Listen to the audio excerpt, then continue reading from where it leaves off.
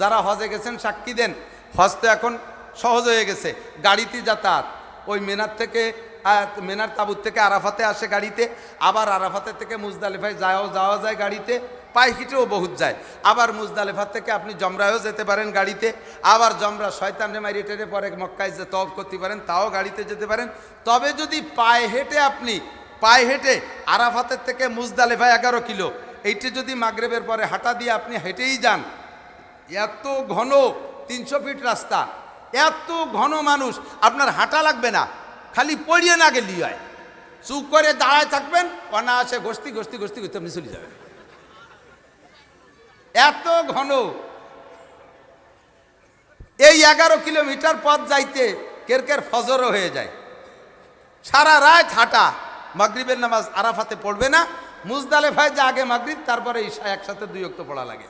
ওই জায়গা বাকি রাত চুপ কাটাইয়া ঘুম হয় না, ঘুমানো সুন্নাত, ঘুম হয় না, ফজরের নামাজ ওখান থেকে পড়া এরপরে যাইতে হবে শয়তান মারতি। এই 11 কিলো হাঁটছেন, রাত্রে খাওয়া নাই, পরিমাণ মতো খাবার দাবার কিচ্ছুই না, হাজিরা ও জায়গায় খাবার পায় না, ব্যাগে বুকে যা একটু খায় বিস্কুট এই খায়।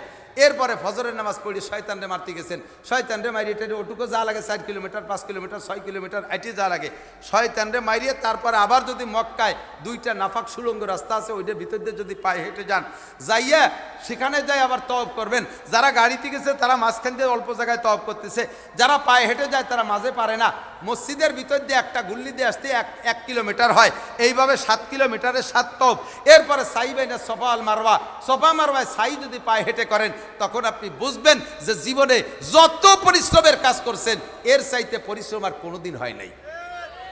যত শক্তিশালী মানুষ হোক না কেন, এরপরে এলাই পড়ে কেলাই পড়ে, জায়গায় শুয়ে পড়ে, আর বল থাকে না। এই সময় যদি কয় আল্লাহ সেই বাংলাদেশের তাইছে আইটি একটা হজ করছি, আজকে 2 ওয়াক্ত নামাজ আমি পড়বো না, অনুমতি আছে? শুয়ে হলিও পড়া লাগবে, কথা কন না কে, শুয়ে হলিও। তাহলে নামাজ এমন ইবাদত যে ইবাদতকে কোন ইবাদতে মিস করাইতে পারে না। তবে একটি মাত্র ইবাদত আছে যেই ইবাদতের কারণে নামাজও স্থগিত থাকে। খন্দকের যুদ্ধের সময় নবী পাক খন্দক খুঁজতেছেন, খবর আসতেছে মক্কার কাফের আবু সুফিয়ান সে দলবল নিয়ে আসতেছে, এই তো চলে আসলো, খন্দক খুঁজে শেষ করতে পারে নাই, জোহরের নামাজে রক্ত আসছে। নামাজের জন্য যদি খন্দক খনন করা বাদ দিয়ে নামাজে যায়, তাহলে ওরা ঢুকে পড়তে পারে। খন্দক খুঁজা শেষ হয় নাই, হুজুর কায় থাক জোহরের নামাজ, আগে খন্দক খনন করো। খুঁজতে খুঁজতে আসর হয়ে গেছে, খন্দক খনন করা শেষ হয় নাই, হুজুর কায় থাক আসরের নামাজ বাদ দাও, আগে খন্দক খনন করো। এসে গেছে মাগরিব, কয় থাক খন্দক মাগরিবের নামাজ পড়া লাগবে না, আগে খন্দক খনন করো। এসে গেছে ঈশার ওক্ত, 4টে ওক্ত হুজুর নামাজ কাজা করছে একমাত্র জিহাদের জন্য, একমাত্র জিহাদের জন্য। হজের জন্য নামাজ মাপ নাই, রোজার জন্য নামাজ মাপ নাই, যাকাতের কারণে নামাজ মাপ নাই, কোন ইবাদতের কারণে নামাজ মাপ নাই, একমাত্র জিহাদের কারণে নবী 4 ওয়াক্ত নামাজ কাজা করেছে। বোঝা যায় জায়গা বিশেষ জিহাদ নামাজের চাইতে গুরুত্বপূর্ণ। কথা বলেন। আমি গুড়াই বলে রাখছি, একটা আয়াতকে অস্বীকার করলে ওই লোকটা কাফের। আর জিহাদের আলোচনা আছে 682 বার, 682 বার, 82 বার নামাজের আলোচনা। তাতে যদি জীবন ভরে নামাজ পড়ো আর নামাজ ছেড়ে দিলে তারে কাফের বলো, তাহলে জিহাদের আলোচনা 682 বার। এই জিহাদের কথা যদি কেউ বললে, তাকে যদি জঙ্গি বলে গালি দেয়, লাদেন বাহিনী বলে গালি দেয়, তালেবান বলে গালি দেয়, ওই লোকটা মুসলমান না কাফের? ওই লোকটা মুসলমান না কাফের? স্বামী যদি কাফের হয়ে যায়, ঘরে স্ত্রী যদি মুসলমান থাকে, তাদের বিবাহ বন্ধন থাকে না, স্ত্রীটা তালাক হয়ে গেছে। স্ত্রী কি? তুমি তো তা জানো না। বাড়ি যে স্ত্রীর সাথে রাতের বেলা মিলামেশা করছো, এখন থেকে মরণকাল পর্যন্ত যত মিলন হবে, স্ত্রীর আমল নামায় জিনার গুনাহ লেখা হবে, তোমার আমল নামায় জিনার গুনাহ লেখা হবে। এই মিলনে যদি কোনো সন্তান হয়, এই মিলনে যদি সন্তান হয়, তাহলে তালাক দিয়া বউ নিয়ে মিলন করলে সেই সন্তান হালাল না হারাম? এ হারাম রে ভার্সিটি কয় হারামজাদা। হারাম রে ভার্সিটি কি কয়? হারামজাদা। বাংলায় কি কয়? আরে চারুসন ডাঠের বাংলা কইতে জাইরোর বাচ্চা।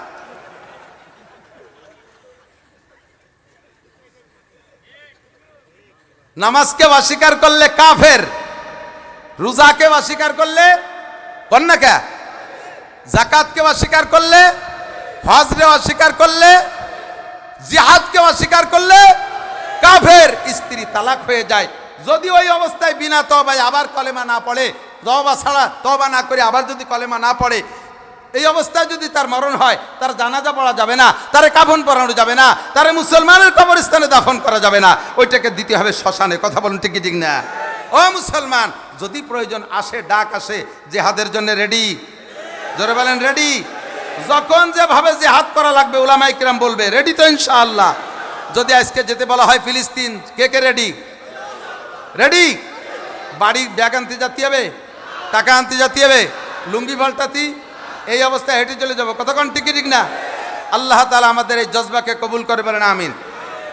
এরপরে আর একটা বিষয়, আর বলবো না এখানে, আর একটা বিষয় আছে কোরআন শরীফের ভিতরে খুব উল্লেখযোগ্য, যেটা খুব সব কিছুর মূল সেইটার কাছে যাইয়া আল্লাহ তাআলা সেটার আলোচনা করেছেন ৬২ বার।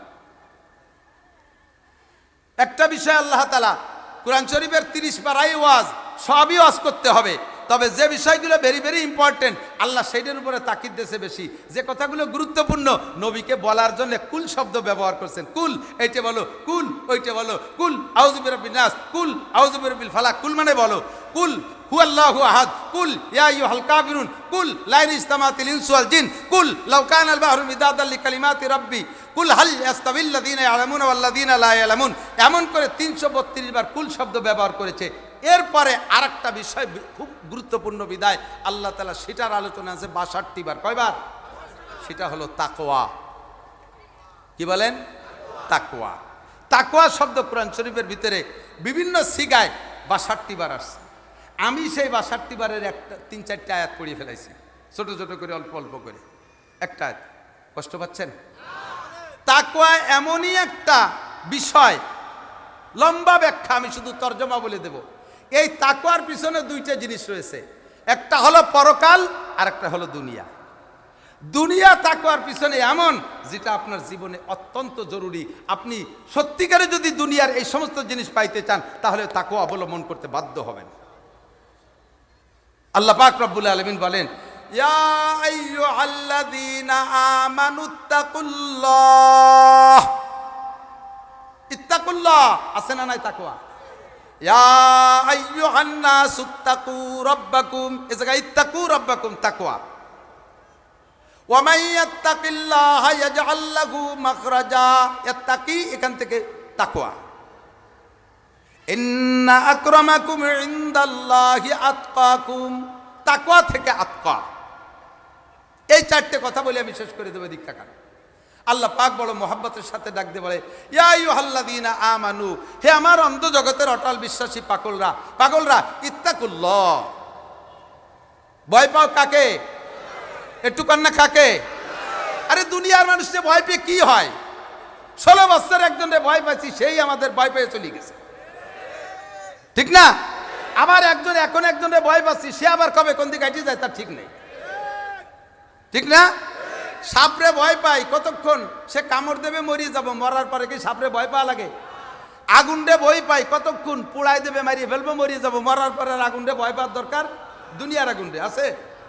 বাঘরে ভয় পাই, কতক্ষণ সে ছিঁড়ে বুড়িয়ে খেয়ে ফেলবে, খেয়ে ফেলানোর পরে তার ভয় পাওয়া লাগে না। জজরে ভয় পাই, কতক্ষণ হুকুম দিয়ে ফাঁসি দেবে, ফাঁসির পরে আর ভয় পাওয়া লাগে না, না কি বলেন? এমন করে দুনিয়া যাদেরকে ভয় পাই, এদের ভয়ের একটা টাইম, একটা লিমিটেড একটা সীমারেখা আছে, তাই তো? আল্লাহ কা ইত্তাকুল্লাহ, আরে আমারে ভয় পা, তোরে দুনিয়ার সব ভয় দুনিয়া পর্যন্ত শেষ, আর আমার ভয় লম্বা টাইম, আখিরাতে অনাদি অনন্ত কাল আমার ভয়টা থাকবে। আমারে ভয় পা। কেন ভয় পাবি?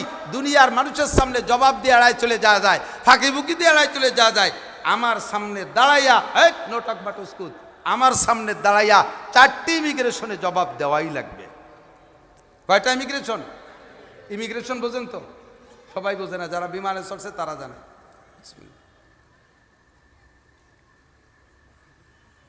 না, বিমানে যশোর তো এয়ারপোর্ট আছে জানেন, লোকাল ডোমেস্টিক বিমান, এই বাংলাদেশের ভিতর দিয়ে ঘোরাফেরা। এ বিমানেও উঠতে গেলে আছে, ইমিগ্রেশন আছে। ইমিগ্রেশন মানে চেক। বিদেশি আন্তর্জাতিক বিমানে যাবেন, বিদেশে যাবেন, ইমিগ্রেশন 1 নম্বরে পাসপোর্ট, 1 নম্বরে পাসপোর্ট, 2 নম্বরে পাসপোর্টের সাথে আপনার ভিসা টিসা আছে, 2 নম্বর পাসপোর্টের মধ্যে যা যা থাকা দরকার তা, 2 নম্বরে টিকিট, 3 নম্বরে মাল ব্যাগেজ, 4 নম্বরে বডি ইমিগ্রেশন। আমি একবার বডি ইমিগ্রেশনে ধরা পড়ে গেছিলাম। এই আওয়ামী লীগের এই নির্বাচনের আগের নির্বাচনের সময় 3 দিন মাহফিলের থেকে ছুটি দিয়েছে শেখ হাসিনা, যে 3 দিন মাহফিল করতে পারবা না। চিন্তা করলাম যে 3-3টে দিন তো আমাকে বক্তাকে জন্য কম না, সুযোগ পেয়ে গেছি মালয়েশিয়া হজ করতে। তো মালয়েশিয়া যাওয়ার সময় বিমানে উঠবো, সব ইমিগ্রেশনে ওকে, টিকিটও ভালো, পাসপোর্ট ভালো, আমার মালেও ধরা পড়ে, মাল তেমন নেই একটা ব্যাগ। বডি ইমিগ্রেশনে ধরা পড়ে গেছে না, মেশিন গায়ে লাগানোর সাথে সাথে লাল বাতি জ্বলে ওঠে, ক্রিং ক্রিং করে ওঠে। প্রথম ফেরেস্তা যে কয়জন আছে তারা ধরতে পারে না, খালি মেশিন দিয়ে ক্রিং ক্রিং করে ওঠে। কোন জায়গা কি আছে, আমি তো যারা ইমিগ্রেশন আছে সবই আমার স্রোত আছে নে আমারে, ওরাও লজ্জা পাচ্ছে, কয় হুজুর ঘটনা কি, সব পার হয়ে যায়, আপনি ধরা পড়ে যাচ্ছেন কেন? কাপড় চোপড় তো জামা কাপড়ই যা আছে এ তো আর কইতে পারে না যে খুলে ফেলেন, কি করবো, আমিও লজ্জা পাচ্ছি। কেউ ধরতে পারে না। এর মধ্যে মহিলা ফেরেস্তা একজন আইছে, ও একটা মেশিন নিয়ে আমার দিকে এরকম ধরে কি লাইটটা জ্বালালো, ধরে হুজুর আপনার এই পকেটের ডায়েরিটা, পকেট ডায়েরিটা একটু খোলেন। ওর ডায়ালের মধ্যে দেখেন এখন বেলেড আছে। আল্লাহু আকবার, কত বড় বুজুর্গ, কিভাবে টের পালো? সত্যি খুলে দেখি যে ডায়ালের মধ্যে বেলেড, এখন কবে যেন নখ কাটি ওর মধ্যে তুই দিছি, ওইন ফেলাই দিছি। ওকে, 4টি ইমিগ্রেশন আমাকে পাস করে তারপরে বিমানে উঠতে হবে। 4টি ইমিগ্রেশন পাস না করে জান্নাতের বিমানে উঠতে পারবেন না, খুদার কসম পারবেন না। ইমিগ্রেশন কয়টা? 1 নম্বরে আন উমরিহি ফিমা আফনা, গোটা জিন্দেগির ইমিগ্রেশন। কোন সময় কোথায় কতটুকু ব্যবহার করেছো আমার কাছে জবাব দিয়ে যাও। নারীরা জবাব দাও, ফেসবুকের পিছনে কতটুক, ইউটিউবের পিছনে কতটুক। ফেসবুক আর ইউটিউব এমন একটা নিষাদার জিনিস, এমন একটা নিষাদার জিনিস, আলেমরে দুর্বল করে ফেলাইছে, পিসাবরে দুর্বল করে ফেলাইছে, মুহাদ্দিসরে হাদিস থেকে সরাই ফেলাইছে, ছাত্রদেরকে লেখাপড়ার থেকে বিচ্ছিন্ন করে ফেলাইছে, কথা বলেন ঠিক ঠিক না? মাস্টাররা পড়াশোনা থেকে সরাই ফেলাইছে, সর্বকর্মকাণ্ড থেকে মানুষকে বেকার করে ফেলাইছে ফেসবুক আর ইউটিউবের নেশায়। হাজার হাজার মাদ্রাসার ছাত্র মাদ্রাসায় থাকলে মোবাইল ব্যবহার করতে দেয় না, এই জ্বালায় লেখাপড়া বাদ দিয়ে চলেছে খালি মোবাইলের নেশায়। কারহাবা খলকে আরি জুমলা রাস, কারহাবা খলকে আরি জুমলা রাস, বা খুদা তদবির হিলা খায়ের আওয়াজ। বুড়ো মানুষ আমার দিকটা কাট, বিবার পত্রিকা পারো পড়তে পারো, বুড়ো বয়সে যে টাচ মোবাইল চালানো শিখে ফেলাইছে। কত ইনস্টল করেন হুজুর, ইনস্টল করেন। ইনস্টল কি তাতে বুঝি না, ইনস্টল দুধ দিয়ে খায় না বাদ দিয়ে খায়, সব বুঝে।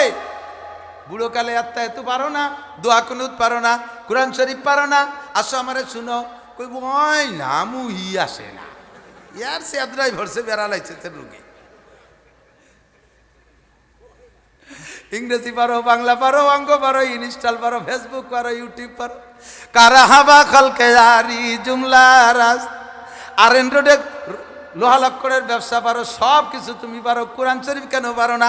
70 বছরে হিসাব দিয়ে যাও, টেলিভিশনের সামনে কতটুক, চায়ের দোকানে কতটুক, হাসিনারে উঠো খালেদারে ডুবো, খালেদারে উঠো হাসিনারে ডুবো, এ সবগুলো ভালো পাকা পাকা গল্প করতে পারো, জাগা মতো কেন পারো না? আসো তোমার গোটা জিন্দেগির ইমিগ্রেশন জবাব দিয়ে যাও। আল্লাহর সামনে দাঁড়াইলে কেউ পাস করা সম্ভব? মানে হৌসিবানু কিসা, হিসাবের কাঠগড়ায় দাঁড়াবেন তো বিপদে পড়িয়া যাইবেন। 2 নম্বরে আমার প্রাণ প্রিয় বন্ধু যুবকরা আমার দিক তাকাও, আরে 70 বছর 80 বছরের হিসাবের ভিতরে সবই আছে, গোটা জিন্দেগির হিসাব আছে। এরপর আল্লাহ কয়, নবী পাক বলেন, এই 70 বছরের জীবনের ভিতরে ভেরি ভেরি ইম্পর্টেন্ট টাইম হলো যৌবনকাল। এই জন্য আনসাবাবিহি ফিমা আবলা, যৌবনকালের আলাদা হিসাব হবে। আরে বুড়ো হয়ে গেলে যা না পারা যায় যৌবনকালে তা পারা যায়, যৌবনকালে যা পারা যায় বুড়োকালে তা পারা যায় না। ইচ্ছে করলে বাইসাইকেল চালাইয়া চরমুনাইয়ের ময়দানে যাওয়া যায়, বিশ্ব ইজতেমায় যাওয়া যায়, কতক্ষণ টিকিট না। আর বুড়ো হয়ে গেলে ঘরের তেবার হয়ে মসজিদে যাওয়ার আগে অজু বানায় মসজিদে গেছে, দরজায় পাড়া দিয়া চুমো খেয়ে ফিরে চলিয়েছে। কি হয়েছে? কয় যে পাও মসজিদ দিয়া সাথে সাথে কোন পাইতে ফুস করে বার হয়ে গেছে, কি অজুই ছুটে গেল। এক ওয়াক্তের 3 প্রকারের নামাজ, আগে 4 রাকাত সুন্নাত, পরে 4 রাকাত ফরজ, শেষে 2 রাকাত সুন্নাত। এই 3 প্রকারের নামাজ পড়তে বুড়োকালে 3 বার অজু করা লাগে, ঠিক না? বুড়ো মেশিন স্টার্ট দিয়ে ছাড়িয়ে দিয়েছে, ফক ফক করে কালা ধুমো পারে, কোন দিকে নষ্ট হয়ে গেছে। যৌবনকালে, আরে যৌবনকালে আরএন রোডেতে নতুন স্যালো মেশিন কিনে একবার টান দিলে এক কি স্টার্ট হয়ে যায়, আর একই স্টার্টে 16 ঘন্টা সার্ভিস দেয়, তার ভিতরে তার বডি হিট হয় না, ঠিক না? আর 30 বছরে মেশিন স্টার্ট দিলি ফক ফক করে কালা ধুমো বারো শেষ। 70-80 বছরে বুড়ো মেশিন ওইরকম স্টার্ট দিতে দিতে কালা ধুমো পণ্য বেচতে বারো যায়, ঠিক তাই না? এই জন্য যৌবনকালের হিসাব দেওয়া লাগবে। তুমি কি করেছো? নামাজটা পড়ো, রোজা রাখো। যৌবনকালে ইচ্ছা করলে প্রচন্ড শীতের রাত্রে ঠান্ডা পানি দিয়ে গোসল করে ফজর পর্যন্ত দাঁড়ায় দাঁড়ায় তাহাজ্জুদের নামাজ পড়া যায়, জিকির করা যায়, যায় কি যায় না? কথা বলেন। এই জন্য যৌবনকালটাকে তোমার আলাদাভাবে হিসাব দেওয়া লাগবে। 3 নম্বর ইমিগ্রেশন, আন মালিহি মিন আইন ইকতাসাবা। ও যশোরবাসী এদিক তাকান, মাল মাল। 3 নম্বর প্রশ্ন কি? 3 নম্বর ইমিগ্রেশন একটু বলতে হবে, মাল। একটু সবাই কান মাল, আবার কোন মাল?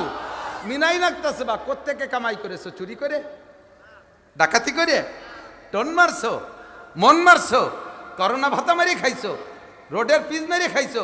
জবাব দিয়ে যাও। কারেন্টের খাম্বা খেয়ে ফেলাইছে, তারও মুড়া দিয়ে খেয়ে ফেলাইছে। কই না গল্পটা মনে আছে তো? অস্ত সবই শোনে। চার দোকানে দাঁড়ায় দেখি, আল্লাহ একবার, আল্লাহ ওয়াজাগারে কুমির খেয়ে ফেলতেছে। আছে না জিওগ্রাফিতে? আমি কই যে কি সত্যি খায় না, এমনি ছবিতে এডিট করছে। এক বুড়ো খায়, বেটা তোর বাড়ি কোন? আমার চেনে নয় বুড়ো, আমি তো বক্তা, সবাই চেনে। আমি তোমার বাড়ি কোন জায়গা? আমার বাড়ি গোপালগঞ্জ। কয় না তোমার বাড়ি গোপালগঞ্জ না? বলে হ্যাঁ আমার বাড়ি আইডি কার্ড আছে। যত আইডি কার্ড থাকুক তোমার বাড়ি গোপালগঞ্জ না, গোপালের এত বলদ হয় না। আমি কি বলদের কি এলাম?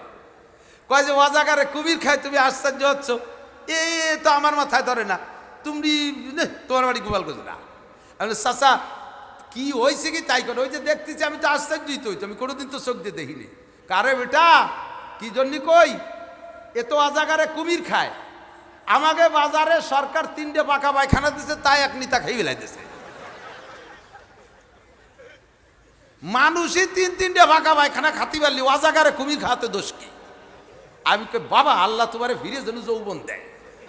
তুমি বুড়ো কালে এই কথা করতে পারলি? নেতায় ফাঁকা পায়খানা খায়, নেতায় রাস্তা খায়, বেশি দিন খাওয়া যায় না। কথা কন না কেন? হালাল খাও বহুদিন খেতে পারবা, হারাম খাও বেশি দিন খেতে পারবা না, ঠিক কি ঠিক না? সবাই সতর্ক হয়ে যাও। এক দলের থেকে আরেক দল শিক্ষা নাও, এক দলের থেকে আরেক দল শিক্ষা নাও। ও দোস্ত, প্রধানমন্ত্রীর হাতে রাষ্ট্রীয় ক্ষমতা, সেনাবাহিনী তার হাতে, পুলিশ তার হাতে, র্যাব তার হাতে, বিডিআর তার হাতে, আনসার তার হাতে, নৌবাহিনী তার হাতে, বিমান বাহিনী তার হাতে, যুবলীগ তার হাতে, ছাত্রলীগ তার হাতে, কৃষক লীগ তার হাতে, মূর্খ লীগ তার হাতে, সব দল তার হাতে। নিরস্ত্র কয়টা পুলা পানের জাপড়ে সব পেলাইতে চলে যা লাগছে। কতক্ষণ টিকি ঠিক না? এখন যারা আসো তারাও সেখান থেকে শিক্ষা নাও, বেশি লাফালাফি করো না, ভদ্রতার সাথে দেশ চালানোর সিদ্ধান্ত নাও। আল্লাহ তাআলা পছন্দ করলে তোমাদের হাতে দেশ দেবে। ভুল বলেছি? কোন দলকে কটাক্ষ করেছি? শিক্ষা এক দলের কাছ থেকে আর এক দল নাও, উল্টো পাল্টা করবা, সেই মালিকের হাতে কলকাঠি চাবি, মালিকের হাতে কলকাঠি চাবি, ঠিক কি ঠিক না? কেউ রে হারাইতে আল্লাহ তাআলার গুণী করা লাগে না, জিতার জন্য অস্ত্র লাগে না। নিরস্ত্রকে আল্লাহ তাআলা বিনা অস্ত্রে জিতাই দিতে পারে, যেটা আল্লাহর ওয়াদা।